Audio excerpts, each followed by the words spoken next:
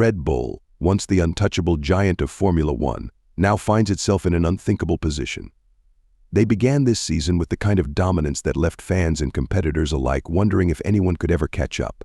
But fast forward a few races, and they're no longer the team to beat, they're the team scrambling for answers. What happened to the unbeatable force that had the most dominant car the sport has ever seen? How did they go from winning by seconds to barely holding on in a fight for a podium finish? In this video, we're diving deep into the shocking collapse of Red Bull's performance. From losing key personnel to car balance issues and technical setbacks, we're uncovering every factor that could have led to their downfall. But there's one detail that could change everything, and you won't believe how it ties all of this together.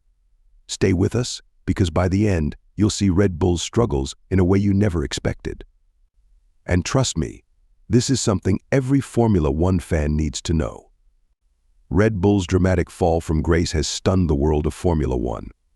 At the start of the season, they appeared unstoppable, cruising to victory in the opening race with an impressive 2-second lead. It was a signal to the world that Red Bull was, once again, set to dominate the field. But as the season progressed, their grip on the top spot began to slip.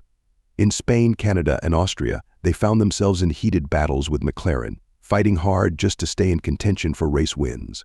And by the time they reached Monza, their performance had taken a nosedive, with the team finishing nearly 40 seconds behind the leaders, a staggering and almost unthinkable drop for a team that had started so strong. The reasons behind Red Bull's collapse have been the subject of intense speculation. Some point to rumors of illegal brake systems, which have sent shockwaves through the sport. Others believe that the loss of one of Formula One's greatest designers has left a void that's proving impossible to fill. On top of that, reduced wind tunnel time and CFD testing have raised questions about whether these limitations have finally caught up with the team. Could these be the reasons for Red Bull's fall, or is there something else destabilizing the team from within?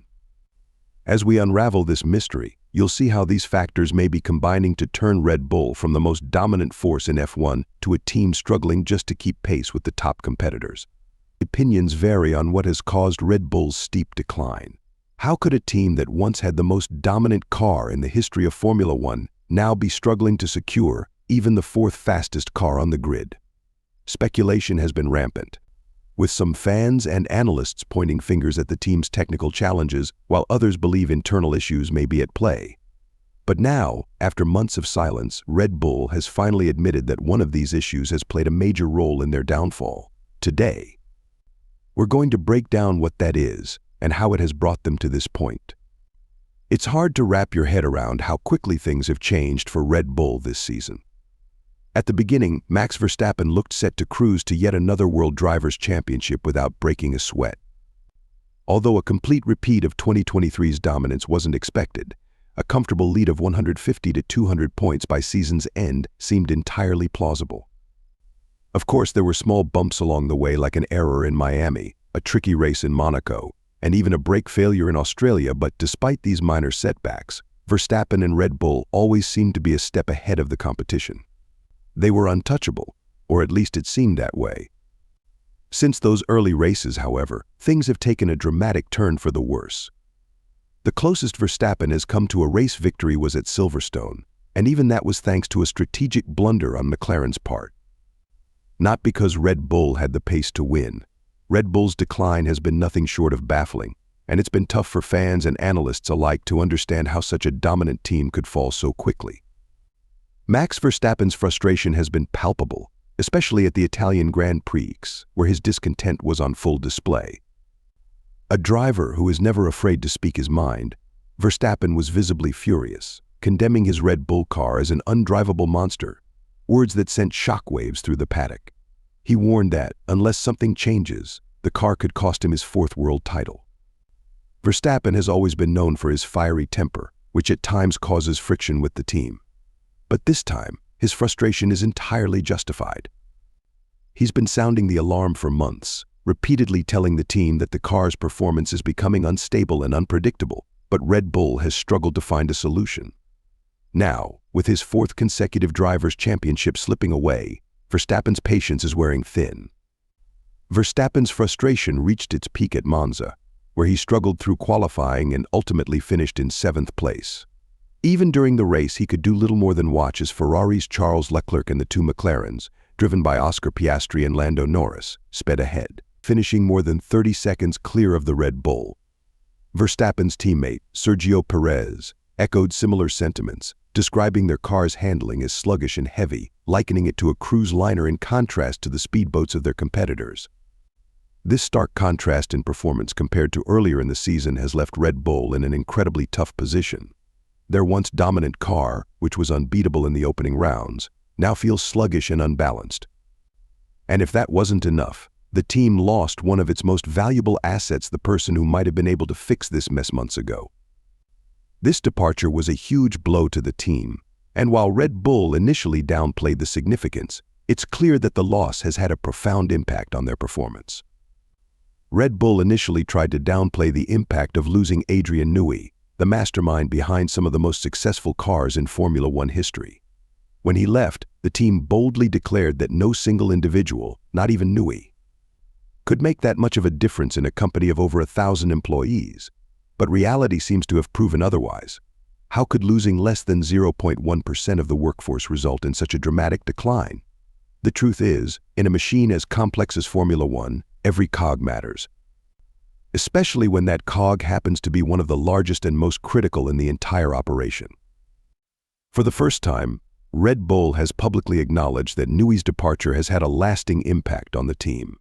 Helmut Marko, Red Bull's advisor, initially dismissed concerns over the personnel changes, confidently stating that the exits of key figures wouldn't affect the team's performance.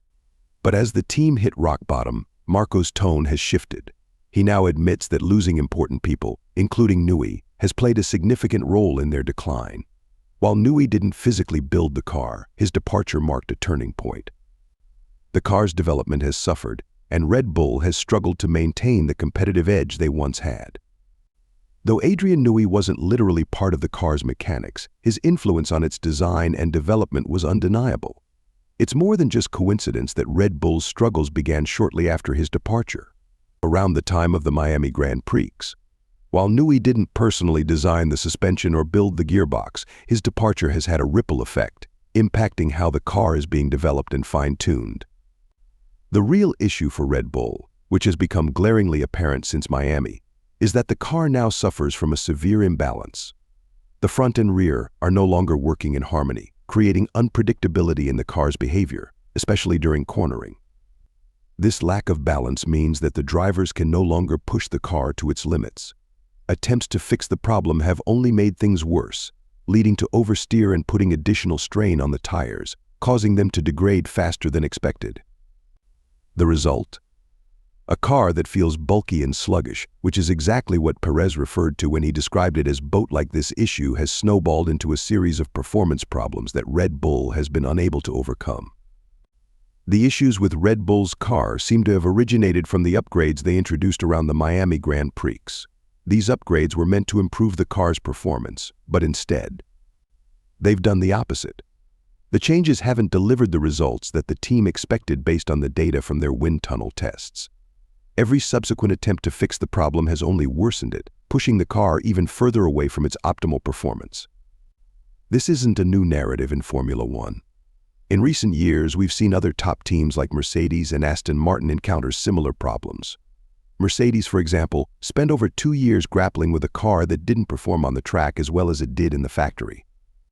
Their zero-pod design was reported to be a second a lap faster in the factory simulations than it was on the track, leading them to stick with it for far too long. Aston Martin's performance also dropped off last year due to similar issues, and even Ferrari has faced these challenges earlier this season. But for Red Bull, the stakes are even higher. Multiple upgrades since Miami have made the car increasingly difficult to handle. Instead of refining their dominance, Red Bull's engineers have found themselves limited by a car that has become progressively harder to drive. As the season has progressed, it has become clear that Red Bull's problems stem from the fundamental imbalance in the car's design. Team principal Christian Horner has openly admitted that, as they've pushed the car's performance to its limits, the underlying issues have only become more apparent. He explained that the balance between the front and rear of the car is off, making it difficult for the drivers to commit to corner entries. In an attempt to calm the unstable rear end of the car, they've compromised the front. which has resulted in understeer. This in turn is causing the tires to wear out faster, leading to even more performance degradation during races. This lack of balance is what has been plaguing Red Bull and frustrating Verstappen. Without the ability to push the car through corners and get the grip they need, the drivers are left fighting the car instead of the competition. What's even more worrying for Red Bull is that despite their efforts, they still haven't found a solution. Horner himself has acknowledged that the team is baffled by the problem, and that uncertainty is unsettling for both the drivers and the fans. Time is running out as the season inches closer to its end, and Red Bull is no closer to figuring out how to get their car back on track. Red Bull announced at Monza that they would be conducting a full review of everything happening at their factory in preparation for the Azerbaijan Grand Prix. In an effort to uncover why their upgrades have failed to perform as expected, other teams have faced similar issues in the past when dealing with a disconnect between the expected performance of upgrades and the reality on track. The problem often lies in the wind tunnel, where the speeds and forces measured don't always match what the cars experience during a race. Any inconsistency in the data can be incredibly difficult to unravel, especially when it involves multiple upgrades over a period of time. In Red Bull's case, the recent upgrades may have added more downforce to the car, but they've also thrown off its balance in the process. According to Christian Horner, the aim was to load the car with more downforce, but the unintended consequence has been that the front and rear of the car are no longer in sync. While the wind tunnel data suggested that the upgrades would improve performance, the reality on the track has been very different. This misalignment means the drivers can no longer trust the car through the corners, and it's this unpredictable behavior that has been causing so much frustration for Verstappen and Perez. In their attempt to add more downforce and improve the car's performance, Red Bull has inadvertently made it harder to drive. Verstappen, with his extraordinary driving skills, was able to manage the imbalance for a while, which explains the significant gap between him and Perez in the middle of the season. But as the issues have worsened, even Verstappen is now struggling to control the car. This isn't an easy problem to solve either. Ferrari, for instance, had to remove upgrades from their car after several races just to get back to a stable performance baseline. But Red Bull finds itself in a much more difficult situation. So what's really behind Red Bull's fall from grace? Is it the disconnect between their testing facilities and real-world performance, the loss of key personnel like Adrian Newey, or possibly even a hidden issue with their brake system? Share your thoughts in the comments below, and until next time, drive safe.